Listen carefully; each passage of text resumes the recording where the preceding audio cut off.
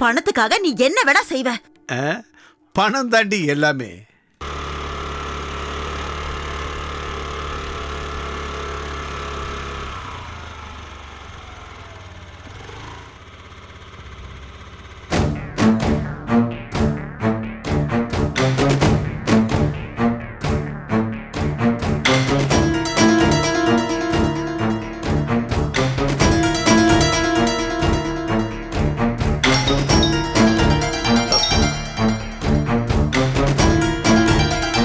நீ யாருன்னு போய் பாரு.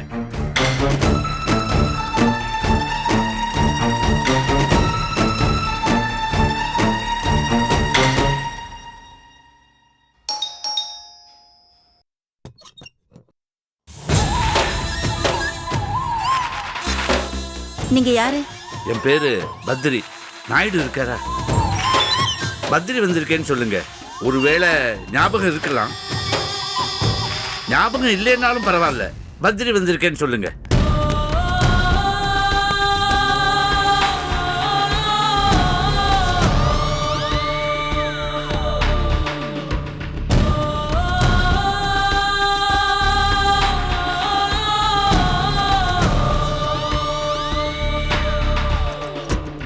நீங்க உள்ள வாங்க.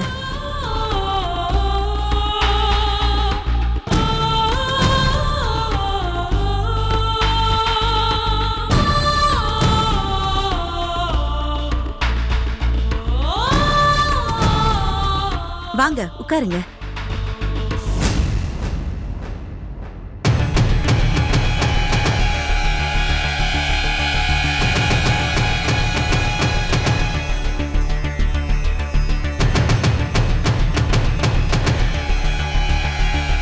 என்ன நாயுடு, என்னை எதிர்பார்க்கல இல்ல?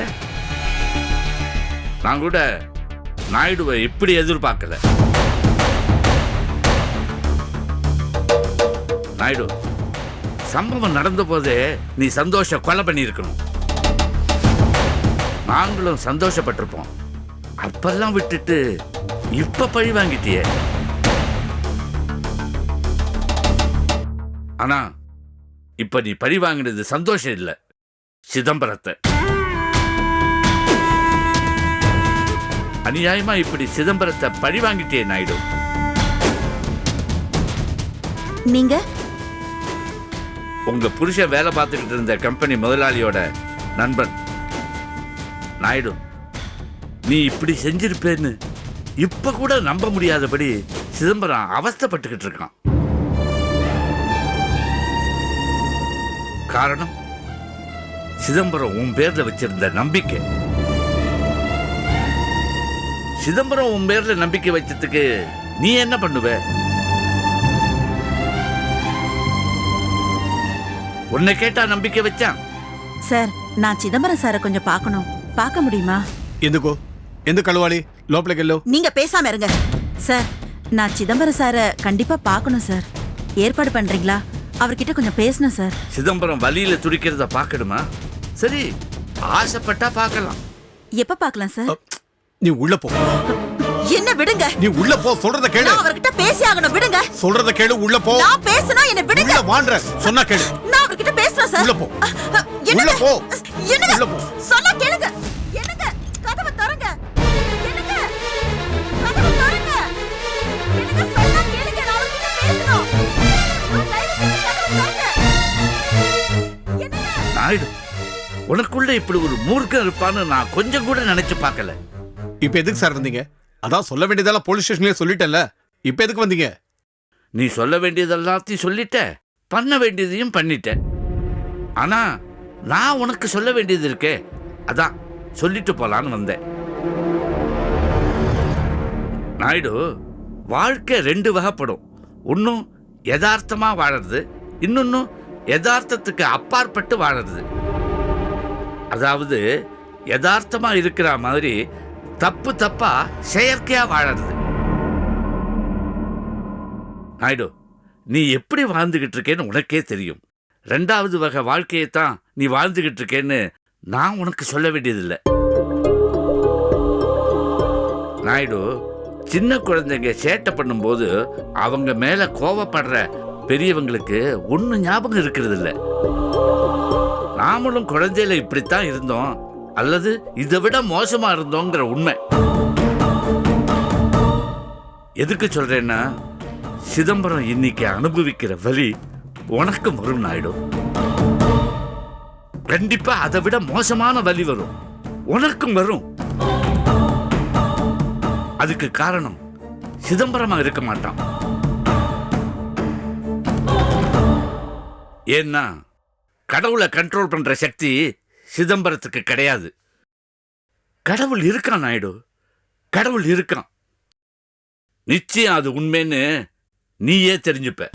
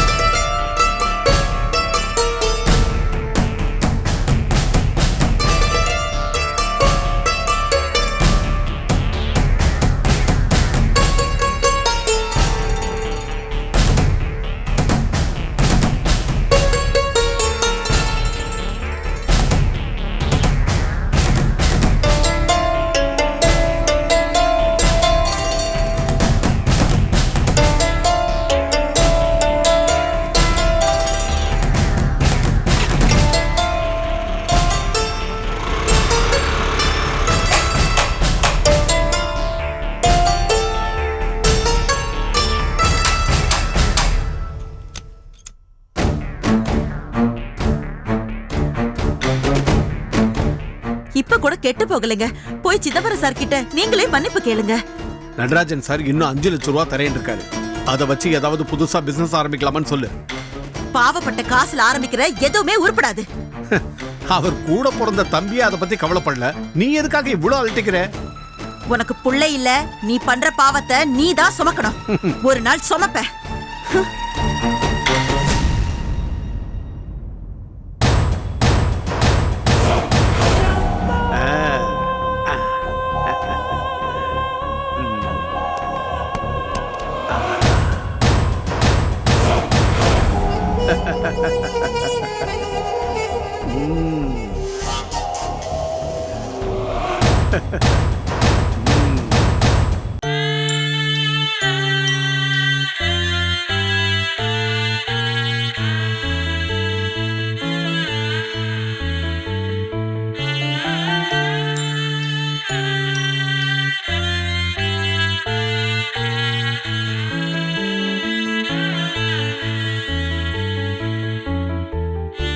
தம்பி கிளம்பலாம்.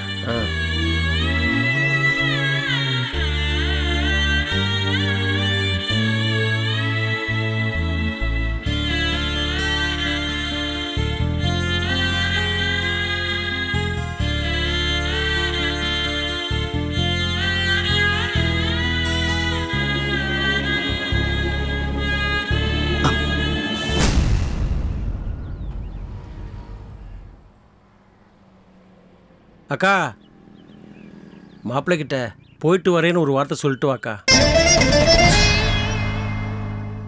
எதுக்கடா பொய் சொல்ற? நான் வரமாட்டேன்டா. எனக்கு தெரியும், இனிமே நான் இங்க வரப்போறேன். தங்கச்சி, கதிர் மாப்பிள்ள மனசோடிஞ்சு நிற்கிறாப்புல, சும்மா ஒரு வார்த்தை பேசிட்டு வாமா. அது மனசுக்கு ஆறுதலா இருக்கும்ல. நேரமாச்சு, சீக்கிரம் போனாதான் இருட்டுறதுக்குள்ள போய் சேர முடியும்ண்ண. ஆமாண்ண, கையிலையே அழைச்சிட்டு வரல நீங்க? நீ ஊருக்கு கிளம்புறத கதிர் காலையில தான் சொன்னாப்புல. அதுக்குள்ள அவ காலேஜ் கிளம்பி போயிட்டா, அதான் வரல. ஆனா இதை ஏன் என்கிட்ட சொல்லலைன்னு கண்டிப்பா அவ திட்டுவா. சரியான வாப்பட்டி அவ, அவங்க அம்மா மாதிரி. கையில கேட்டதா சொல்லுங்க அண்ணே. சொல்றேம்மா. அண்ணே, மலர் தப்பு பண்ணிட்டான்னு நினைச்சேன். இல்லண்ணே, நான் பண்ணாத நல்லத கதிருக்கு மலர் பண்ணியிருக்கா. அவளை மன்னிச்சு ஏத்துக்கங்கண்ணே. பாவம், தாயில்லாத பொண்ணு. அட நீ வேற, அந்த ஓடுகாலியை இப்போ எதுக்கு இழுக்கிற? நான் எப்போவோ அவளை தலைமொழியாச்சு. நான் வந்து பல பேர் நிம்மதியை கெடுத்துட்டேன்.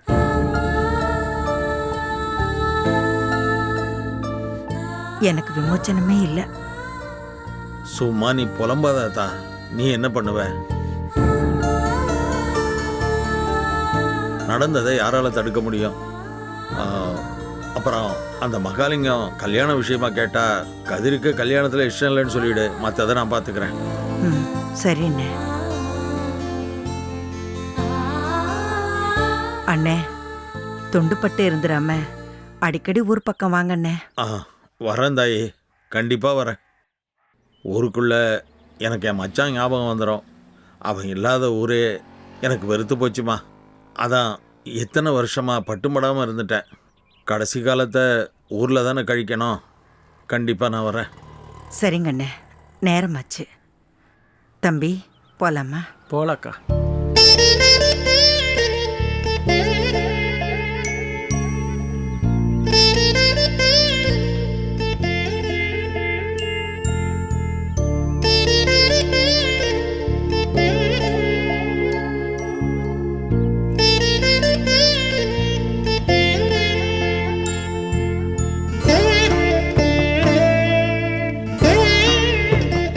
மாப்பிள்ள, நீ ஒன்றும் மனசுல வச்சுக்காத. அக்காவுக்கு உன்னையும் தேவையும் பிடிச்சிட்டமோன்னு கவலை வந்துருச்சு. நீ தேவியோடு சேர்ந்து சந்தோஷமா வாழணும் தான் அதுக்கு ஆசை. என்ன, தேவியை பார்க்கும்போதெல்லாம் அதுக்கு சிதம்பரம் ஞாபகம் வரும்ல. அதாப்பா அக்காவால் தாங்க முடியல. நீ தேவியை போய் பார்ப்பா. நடந்ததை விளக்கமா சொல்லி அழைச்சிட்டு வந்து குடும்பம் எடுத்துடா. அக்கா மனசு மாதிரி கண்டிப்பா உங்ககிட்ட வரும். எனக்கு அந்த நம்பிக்கை இருக்குப்பா. அம்மா தேவியை பார்த்தா அப்பாவை கொண்ட சிதம்பரத்துடைய ஞாபகம் வரும்னு சொல்றீங்க.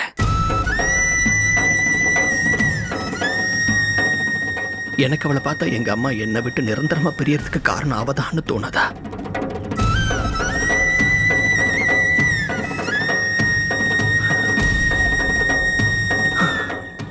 நான் என்ன வரம் வாங்கிட்டு வந்தேன்னு தெரியல. இந்த வயசுல எனக்குள்ள ஏன் இவ்வளவு வேதனைகள் வருதுன்னு எனக்கு தெரியல.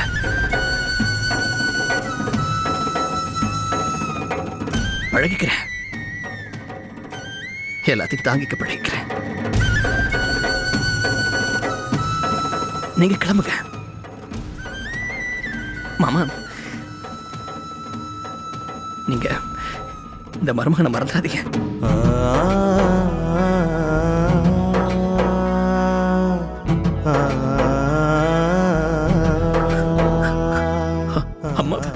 அம்மாவை பார்த்துங்க மாமா.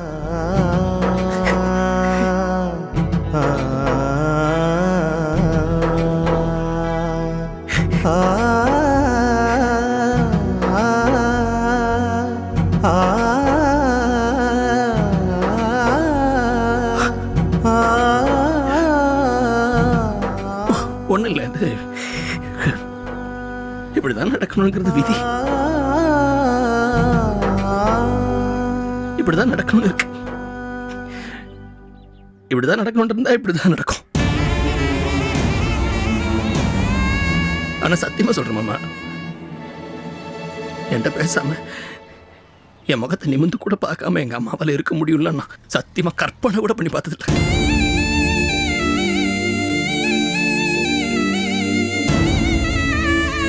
அப்படி இல்லை பாப்ல, அதால உன்னை பார்க்க முடியல. அதான் அப்பாவை சிதம்பரம் கொண்டாரு, என்னைய அம்மாவே கொண்டுட்டாங்க.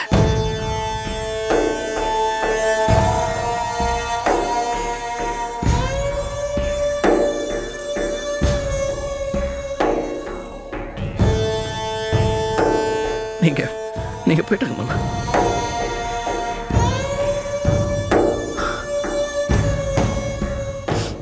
பாப்ல, எல்லாமே தெரிஞ்சு என்னால உனக்கு எதுவுமே பண்ண முடியலடா. மாமாவை தப்பா நினைக்காதடா, தப்பா நினைக்காத. என்ன மாமா நீங்க சின்ன பிள்ளை மாதிரி அழுதுட்டு. மாமா எனக்கு உங்க மேல எந்த விதமான வருத்தமும் இல்லை. முதல்ல நீங்க அழுது நிறுத்துங்க. அம்மாவை நல்லபடியா பாத்துங்க மாமா.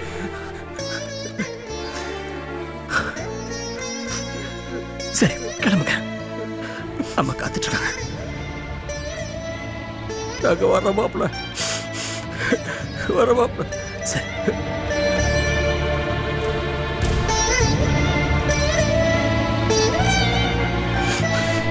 சோபண்ணே, நாங்க போயிட்டு வரோம்ல. ஆ பத்திரமா போயிட்டு வாங்க. அண்ணே, எனக்கு ஏதாவது ஒண்ணுன்னா தம்பி சொல்லி அனுப்புவா. கண்டிப்பா வாங்கண்ணே. நீங்க வரும்போது கதிரையும் அழைச்சிட்டு வாங்க. வந்து ஒரு பிடி மண்ணை அள்ளி போட சொல்லுங்க.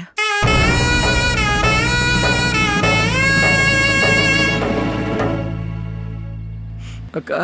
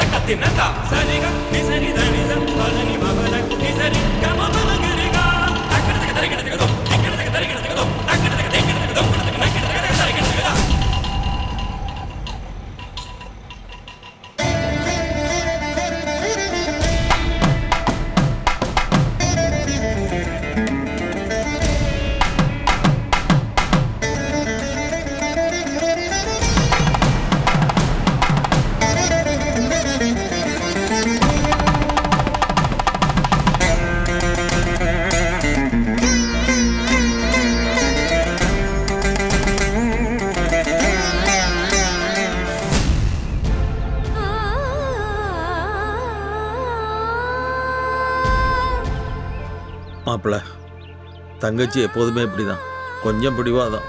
உங்ககிட்ட சொல்லாமல் போகுதுன்னு நினைக்க வேண்டாம். உங்களை விட்டால் வேற அதுக்கு யாரும் இருக்கா? உங்களையும் நினச்சிக்கிட்டு தான் போகும். எல்லாத்தையும் மறந்துட்டு நிம்மதியாக இருங்க. மனசை போட்டு குழப்பிக்காதீங்க.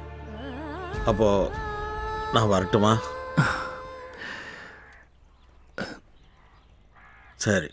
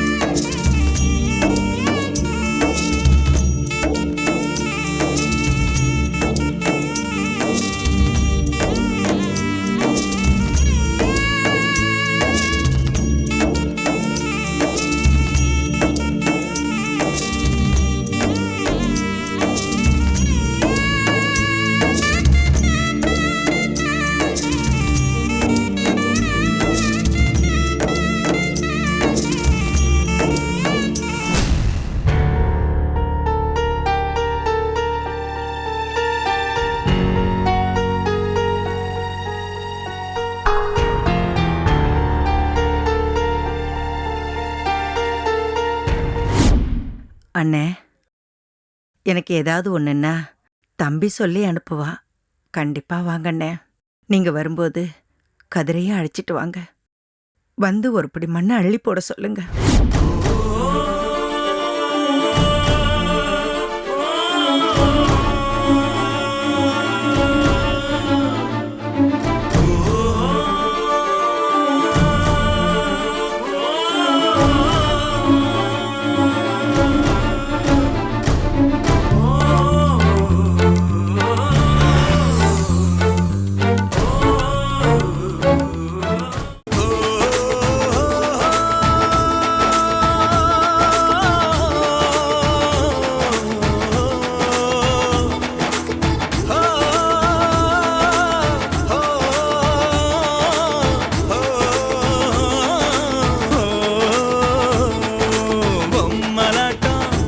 எல்லாம் பொம்மலாட்டம்.